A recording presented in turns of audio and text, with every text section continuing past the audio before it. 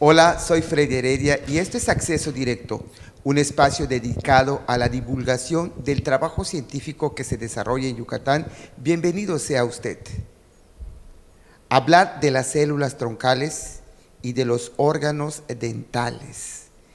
Aunque se hará una explicación más extensa en programas futuros, es importante resaltar que en los últimos años los órganos deciduos o de leche, así como los premolares permanentes, con indicación para exodoncia debido al tratamiento ortodónticos, se puede ampliar más y los terceros molares o muelas del juicio han sido estudiados con el propósito de obtener células troncales o comúnmente llamadas células madres. Gracias a la pulpa, también conocido como nervio o paquete neurovascular, se han encontrado la relevancia de este descubrimiento radica en que en primer lugar eran órganos dentarios que se desechaban, o dicho de otra forma, se los llevaba el ratón de los dientes, ahora son fuente de obtención de las células troncales de manera poco invasiva y aprovechando no solo la pulpa dental, sino el ligamento periodontal y el capuchón pericoronario. Para esto vamos a platicar el día de hoy con la doctora Beatriz Rodas Junco. Es mexicana de nacimiento y realizó sus estudios de licenciatura en Ingeniería Bioquímica en el Instituto Tecnológico de Tuxtla Gutiérrez, Chiapas. En el 2014 obtuvo el grado de doctor en Ciencias Biológicas en la opción de Bioquímica y Biología Molecular de Planta en el Centro de Investigaciones Científicas de Yucatán, CICI. En ese mismo año se incorporó al programa Cátedra CONACYT en la Facultad de Ingeniería Química de la Universidad Autónoma de Yucatán. Dentro de su área de interés está el estudio, realizar estudios bioquímicos y moleculares involucrados en el proceso de diferenciación adipogénica en células troncales derivadas de la cavidad oral con el fin de desarrollar y explorar nuevas vías terapéuticas. También está el doctor Giovanni Nica, es ingeniero bioquímico del Tecnológico Nacional de México, con maestría en Ciencias Biológicas del Centro de Investigación Científica de Yucatán y con doctorado en Ciencias Químicas y Bioquímicas por la Universidad Autónoma de Yucatán. En el 2014 obtuvo el nombramiento de investigador cátedras CC1 otorgado por el Consejo Nacional de Ciencia y Tecnología y actualmente se encuentra comisionado en la Facultad de Ingeniería Química de la UADY. Pues empezamos y gracias a todo este trabajo, ahora sí tenemos mucho que preguntarles a los doctores. ¿Y qué son las células troncales o células madre? Explíquenos. Las células troncales son células no diferenciadas que presentan dos características muy importantes. La primera es que son capaces de autorrenovarse, es decir, capaces de estarse duplicando. Y la segunda característica es que son capaces de generar un linaje celular diferente a la que le dio origen. Entonces, en conclusión, podemos decir que estas células son muy importantes en nuestro organismo porque son capaces de regenerarse continuamente para lograr preservar órganos y mantener una homeostasis en nuestro organismo. Doctor. Bueno, adicionalmente también cabe destacar que las células troncales se encuentran distribuidas a lo largo de nuestro cuerpo en diferentes órganos y tejidos, como bien menciona la doctora.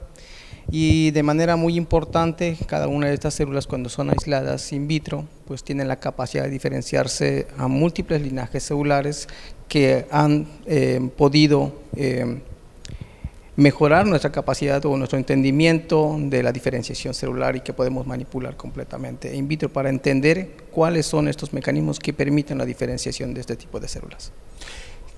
¿Qué tiene de particular estas células? ¿Por qué son tan importantes ahorita? ¿Por qué se les está estudiando? Una de las principales características que presentan estas células es su origen que provienen precisamente de un estado evolutivo muy inmaduro que se da durante las primeras semanas de gestación. Entonces eso comparado con lo que se ha estudiado respecto a otros tipos de células troncales en otras fuentes, presentan características muy similares.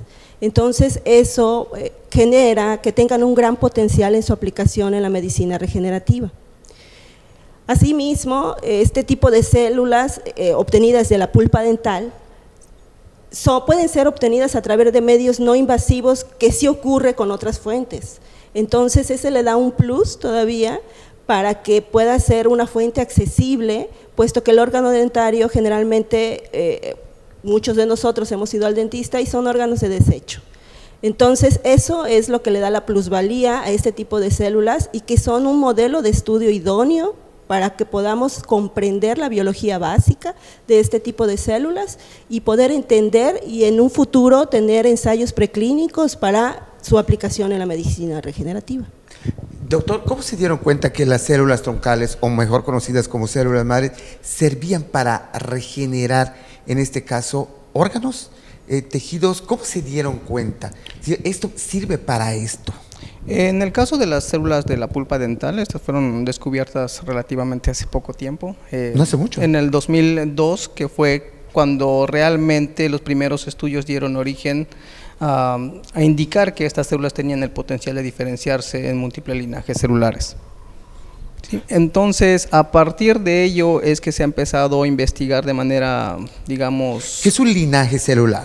Bueno, un linaje celular es cuando podemos inducir a este tipo de células a diferenciarse en una célula específica. Por ejemplo, podemos indicarle a este tipo de células troncales de la pulpa dental que se diferencien a adipocitos, a células nerviosas, a células de hueso, etcétera. Entonces, esas las podemos manipular in vitro. Y entonces, estos modelos han servido precisamente para entender cuáles son esos mecanismos que están implicados en la toma de decisión de esa célula a dirigirse a otra muy específica. Ok, nos vamos a un corte comercial y regresamos porque estamos aprendiendo ciencia.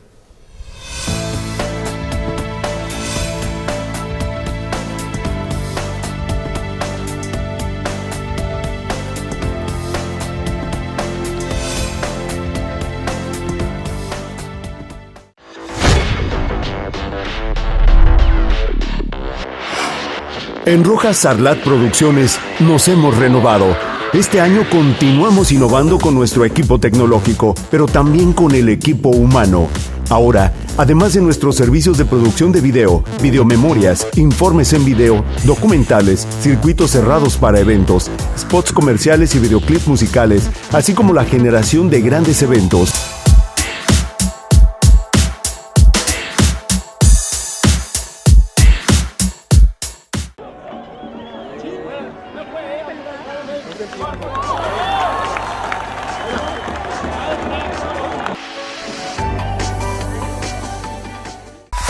Los periodistas Emilio Moller y Armando Escalante, con su análisis profundo y lectura entre líneas, nos transportan a ese espacio político y de debate que solo aquí puedes ver.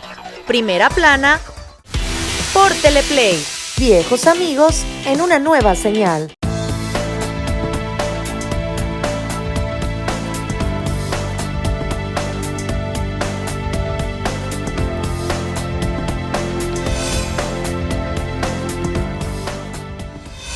Gracias por acompañarnos en este su programa Acceso Directo y hablar de las células troncales y de órganos dentales. Para eso vamos a platicar con el doctor Giovanni Nick y la doctora Beatriz Rodas. Y ahorita nos van a explicar cómo se aíslan en los laboratorios las células troncales de la pulpa dental en este caso. Sí, Freddy. El aislamiento del tejido pulpar inicia precisamente, me voy a ir un poquito hacia atrás, se buscan pacientes que sean completamente sanos, ¿okay? Se hace una revisión, un análisis del expediente clínico y una vez que se identifican aquellos potenciales pacientes que nos pudieran dar un buen órgano dentario, se citan y que obviamente van a la clínica de la Facultad de Odontología por un tratamiento odontológico. En ese momento, nuestros estudiantes se acercan y platicamos con ellos acerca de la donación de su órgano dentario. Le explicamos brevemente en qué consiste este proyecto de investigación y ellos consienten firmar un documento. Una vez que sucede esto, procede a la cirugía y los odontólogos de la Facultad de Odontología pues proceden a la extracción. La extracción de la pieza dentaria la tienen que realizar estudiantes que ya están capacitados en la técnica que tienen que estar empleando. Esto porque el diente no debe de tener contacto o el menor contacto con la saliva o con cualquier otro tipo de fluido. Entonces esto es muy importante. ¿Por qué? Porque sabemos que en la cavidad bucal precisamente es un área muy contaminada y tratamos de evitar eso. Una vez que ya está el órgano dentario extraído, se coloca en una solución salina que tiene un pH fisiológico, es decir, tratamos de darle a ese órgano dentario un microambiente lo más parecido a la cavidad bucal, para que esto no genere algún cambio para su procesamiento en el laboratorio. Inmediatamente que es colocado esta pieza dental en esa solución salina, se coloca en una nevera con hielo y se transporta inmediatamente al Laboratorio Transnacional de Células Troncales, que está ubicado en el segundo piso de la misma facultad. En ese instante, nuestros estudiantes proceden a ya analizar la pieza dental y lo que hacen es, con la ayuda de un equipo que se conoce con un micromotor, es un motorcito pequeño, que tiene un diamante o una esfera diamantada que es filosa y proceden a hacer el corte del órgano dentario. Este corte lo hacen a través de toda la ranura o toda la parte longitudinal de la pieza dentaria y con la ayuda de una pinza en donde se hizo esa fisura, pues hacen palanca y tratan de obtener el diente en dos piezas. En ese momento se ayudan con una espátula o un tiranervios que le llaman y con eso proceden a sacar todo el tejido, que es una cosa muy pequeña, pero que eso nos permite entonces tener con esa técnica de manera íntegra el tejido pulpar. Una forma también de que nosotros podemos ver si esa pulpa dental va a tener éxito para su cultivo in vitro es el color que ésta presenta. Generalmente el color de la pulpa dental sana es un color rosa, muy intenso, sobre todo porque es un órgano, es un tejido, la pulpa dental, muy innervado. Entonces, pues si es vital, se ve de ese color. En ese momento procedemos a hacer ya el cultivo in vitro, que consiste en estar colocando ese tejido en un material de cultivo o una caja de cultivo redonda y procedemos con la ayuda de un bisturí a segmentar ese tejido, como si estuviéramos en la cocina partiendo carne. Exactamente lo mismo, empezamos a segmentarlos, pero estos deben de ser segmentos tan pequeñitos, tan diminutos, que es necesario estarlos viendo en el microscopio para que nos vaya quedando más pequeñitos. Una vez que se hace este proceso, retiramos ese tejido ya cortado y lo colocamos en otra caja de cultivo que ya contiene el medio necesario para que favorezcamos el crecimiento celular. Y este medio de cultivo obviamente contiene todos los nutrientes o ese microambiente donde están viviendo esas células, ¿ok? Entonces las pasamos ahí, las incubamos, les colocamos esos nutrimentos y procedemos a su incubación a temperatura de 37 grados Celsius. Y una de las características de este tipo de células es que necesitan CO2 para crecer. Entonces, esta incubadora nos da esa temperatura a 37 grados Celsius y una atmósfera de 5% de CO2. A partir del 10º día, nosotros empezamos a ver una migración de estas células del tejido como tal hacia la caja de cultivo. Entonces, a partir de ese momento, tenemos lo que conocemos un cultivo primario, es decir, la obtención de células a partir de un tejido. Ese es nuestro cultivo primario. Una vez que ese cultivo primario creció y ocupó todo el espacio en la caja de cultivo, es necesario tener que hacer otro cultivo, es decir, levantar estas cajas, así les llamamos porque crecen pegaditas a la caja, y transferirla a una nueva caja de cultivo que contiene medio fresco. ¿Y esto por qué lo hacemos? Porque las células cuando están creciendo van ocupando todo el espacio y cuando el espacio se les acaba, pues ya no tienen dónde crecer y empiezan a morir. Entonces lo que necesitamos nosotros es evitar ese proceso de envejecimiento y de muerte celular. Y lo que hacemos es transferirla a una nueva caja de cultivo con medio nuevo para que vuelvan a crecer y así vamos haciendo esta serie de subcultivos. Actualmente se ha reportado que este tipo de células troncales derivadas de la pulpa dental pueden llegar a tener hasta 15 o 20 pasajes de cultivo que te estoy platicando y siguen manteniendo sus características morfológicas, genotípicas, que permiten llevarlas a un proceso de diferenciación, como mencionaba el doctor Giovanni, hacia un tipo de célula específica que yo quiero que genere. Entonces, ese es también lo que se conoce como plasticidad celular y es una de las grandes ventajas de este tipo de células. Doctor, ¿dónde nos lleva este desarrollo? ¿Hacia dónde nos está llevando? Bueno, en nuestro caso particular estamos bastante interesados en generar líneas adiposas, o sea, células de la grasa. Entonces, este tipo de células tiene la característica, bajo condiciones adecuadas, de dirigirse hacia el linaje adiposo, células adiposas. Entonces, nosotros estamos buscando más que nada esas características en este tipo de células. Obviamente, cada nicho de células troncales que provienen no solamente de la cavidad bucal, sino de diferentes partes de tejido, van a tener diferentes, digamos, modos de reaccionar frente a las condiciones de cultivo que nosotros le estamos indicando.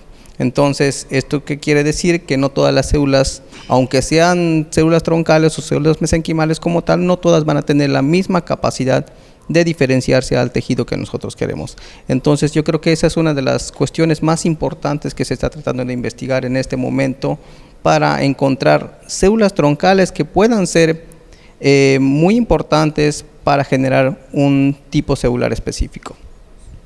Gracias, gracias y seguimos aprendiendo porque la ciencia hace conciencia.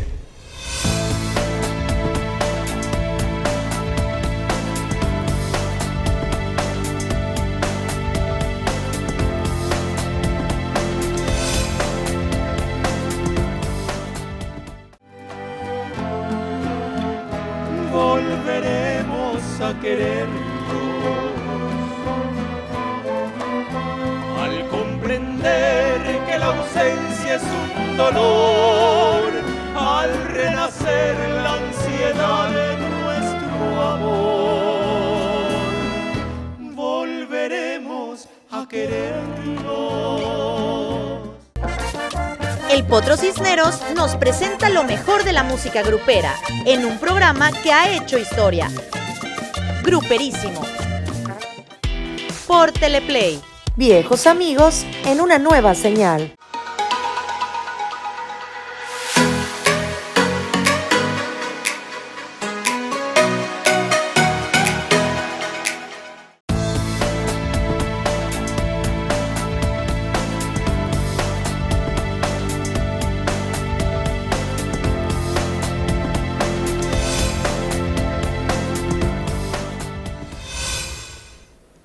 Gracias porque nos siguen acompañando en este su programa Acceso Directo y vamos a hablar sobre las células troncales y mejor dicho las células madres y para eso vamos a platicar con la doctora Nayeli Rodríguez Fuentes, investigadora catedrática CONACYT, adscrita al Centro de Investigaciones Científicas Yucatán, química farmacéutica, bióloga por la Universidad Autónoma Metropolitana.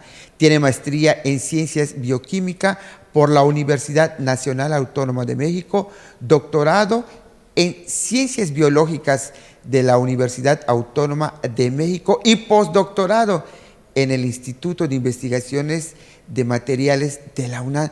Doctora, háblenos cómo están esos andamios, ¿qué es un andamio que se utiliza para la investigación de células troncales, o mejor conocidas como células madres? Ok, bueno, pues para entender un poco qué es un andamio podemos enfocarnos a ver lo que vemos en las construcciones en la ciudad, ¿no? Si vemos los andamios que usan los trabajadores de la construcción, son unas estructuras provisionales que les permiten a los trabajadores de la construcción subir a esos edificios, llevar los materiales que necesitan para construir o rehabilitar la construcción y eliminar los productos de desecho o los escombros que le llamamos, ¿no? Y todo esto ¿para qué? Pues para construir un edificio o reparar, ¿no? Una fachada rota, etcétera, puede servir para reparar. Ahora, extrapolando eso a la ingeniería de tejidos, para tratar diferentes lesiones en tejidos o órganos, un andamio es semejante a un andamio de construcción, solo que aquí en ingeniería le llamamos andamios celulares o andamios biomédicos. Estos andamios igual pueden ser provisionales, tan provisional como se requiera, dependiendo del órgano tejido, puede durar más tiempo, menos tiempo, o permanecer ahí, no sé, 10 años, etcétera, ¿no? Entonces, estos andamios igual permiten que se pueda reparar, reconstruir, sustituir o diagnosticar ciertas lesiones en los tejidos u órganos. Aquí en este caso igual son estructuras, son de diferentes materiales y los trabajadores en estos andamios pues serían las células, ¿no? En este caso que estamos trabajando con células troncales, pues las células troncales son las que fabricarían el nuevo tejido o lo remodelarían o sustituirían el órgano que está lesionado. Los materiales que necesita, pues aquí no serían tabiques, ¿no? Serían diferentes moléculas biológicas para reparar ese tejido lesionado. Entonces, igual una estructura que sirve para reparar un tejido lesionado, ¿no?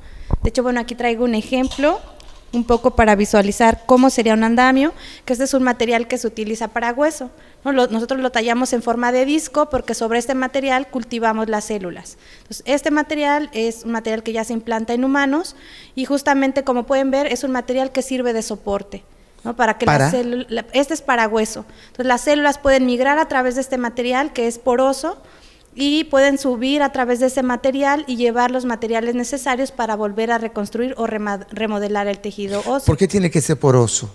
Para que la célula pueda subir, ¿no? Dependiendo del tipo de tejido, el material puede ser más poroso o menos poroso, ¿no? Entonces, porque necesita también irrigación sanguínea. Entonces, si ponemos un material totalmente denso o ausente de poros, las células van a poblar sobre el material, pero cómo van a eliminar los desechos y cómo van a llegar los nutrientes. Entonces, necesitamos poros para que sean como los canalitos por donde lleguen los nutrientes y se eliminen los desechos. Esa es una muestra. Ajá, esta es una muestra que sirve para hueso. Aquí les traigo otro ejemplo, que esta es como una telita, esta es una tela que se hace por electrohilado, se van depositando como fibritas, así como se teje la ropa, vamos tejiendo este andamio. Bueno, no lo quiero tocar profundamente porque este material es para que se degrade, como les dije, los andamios pueden ser provisionales como se requiera el tejido. En este caso es un tejido para piel, que cuando lo ponemos en una úlcera de pie diabético, se absorbe. ¿Ese es para pie diabético? Ajá, ¿Para regenerar? Para regenerar la lesión que causa una úlcera de pie diabético. Entonces, al poner, como esos pacientes supuran, tienen un liquidito que les va escurriendo, lo que nosotros es aprovechar esa propiedad en ese tipo de lesión, ponemos esta membranita y se absorbe, se hincha. Entonces, al hincharse se fija al paciente como si fuera un curita, ¿no? Así, se fija como una ventosa un poco y se degrada el material, entonces hay que irlo recambiando cada 4 días. El de hueso, por ejemplo, dura 6 meses, de 3 a 6 meses en el paciente y finalmente termina degradándose y el paciente forma su hueso nuevo de sus propias características, no es un material biodegradable. O sea, de acuerdo al órgano es de acuerdo al material. Sí. Efectivamente, dependiendo del órgano es el material. Por ejemplo, estos materiales son duros para tejidos duros, para hueso, pero para corazón no necesitamos un tejido duro, necesitamos bioimitar las características del tejido receptor, del tejido que queremos reparar o regenerar. ¿Y qué parte del corazón, verdad? Ajá, Por ejemplo, para los órganos dentarios, son diferentes tipos de andamios. Sí, son diferentes tipos de andamios. Por ejemplo, ahorita con células troncales, algunos materiales dentales que ya han probado su efectividad en hueso de diente, en hueso de mandíbula, por ejemplo, se pueden probar también para prótesis de hueso esponjoso, ¿no? Como fémur y demás. Entonces, algunos materiales tienen la misma composición. ¿Y cómo son los andamios de la quijada para regenerar la quijada, para se desarrollen las células madres o células troncales? ¿Cómo es el material? Pues es igual como es como una esponja hueca, tiene poros, es poro como una red y por ahí igual pueden crecer las células. Entonces hay materiales que ya están fabricados en chips o en circulitos, pero hay materiales que se pueden tallar en la forma que se haya perdido el tejido, ¿no? En la pulpa. De la pulpa dental. De la pulpa dental. Bueno, pues ahí también cuando la pulpa se pierde, para poder fijar la prótesis del diente, ¿no? Para no perder esa cavidad, se implantan materiales que son principalmente metálicos, son aleaciones metálicas. ¿Allá metal? Ajá, ahí se mete esa parte metálica para después fijar la prótesis. Pero para que ese material metálico se acople con el hueso del paciente, con los tejidos del paciente, que por supuesto no son metálicos, se favorece ese como interacción poniéndole hueso, sustituto de hueso, como el material que les mostré, el material poroso, ¿no? Se puede poner alrededor para que justamente como que sea el presentador entre el tejido del paciente y el nuevo material metálico que se está implantando. Y en la cavidad bucal, ¿cuántos tipos de andamios se están desarrollando? Porque me imagino que hay diferencias. Sí, pues la verdad es que hay muchos materiales, algunos los podemos clasificar quizá en 2 tipos, que son los que están enfocados a sustituto de hueso, porque si queremos hacer un implante, a veces pacientes no tienen hueso y lo primero que hay que hacer es poner el hueso que hace falta, y el segundo tipo es para el tejido blando, ¿no? Para la encía. Entonces hay materiales, por ejemplo, que se están construyendo de hidroxiapatita, que es el componente principal del hueso. Entonces eso lo estamos utilizando para andamios en la parte de hueso. Hidroxiapatita. Hidroxiapatita. Hidroxiapatita. Sí, ese es el componente del hueso, ¿no? Entonces tratamos de imitar, si ya vimos que así se componen los huesos, queremos imitar eso nosotros de manera sintética para generar ese material, ¿no? Hay mucho por qué platicar, creo que todavía falta mucho por qué descubrir, y gracias, doctora, por compartir sus conocimientos. Gracias, un gusto.